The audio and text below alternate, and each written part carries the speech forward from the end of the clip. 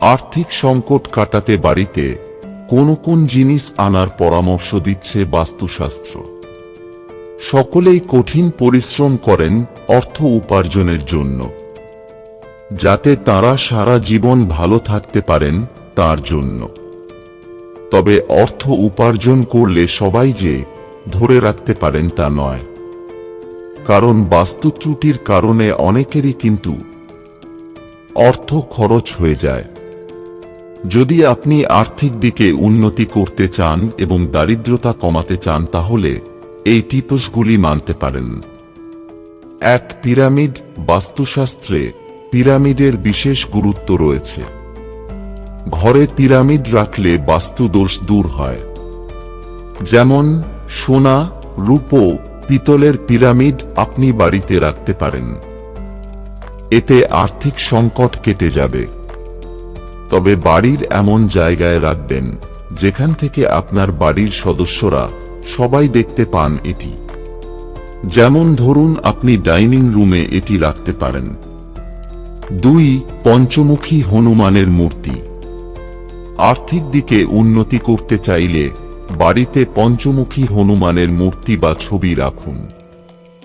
তাহলে আপনার বাড়িতে ইতিবাচক শক্তি প্রবেশ করবে, আর্থিক অবস্থা আরও মজবুত হবে।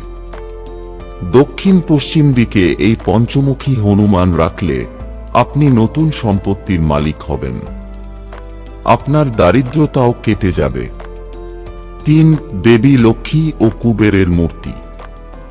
দেবী লক্ষ্মীকে সম্পদের দেবী বলে মনে করা হয়, তাই পুজোর স্থানে দেবী লক্ষ্মীর মূর্তি রাখুন।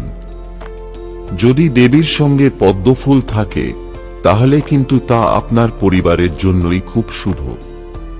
তাছাড়া বাড়িতে ভগবান কুবেরের মূর্তি রাখা অত্যন্ত শুভ বলে মনে করা হয়, তাই মা লক্ষ্মী ও ভগবান কুবেরের ছবি বা মূর্তি ঘরে রাখলে আপনার আর্থিক দিকে উন্নতি হবে। দেবতার বিশেষ কৃপায় আপনার জীবনের সফলতা লেগে থাকবে। ইতিবাচক শক্তি আপনার বাড়িতে প্রবেশ করবে। 4. কলসিতে জল ভর্তি করে রাখুন। বাড়িতে জল ভর্তি জগ রাখা অত্যন্ত শুভ।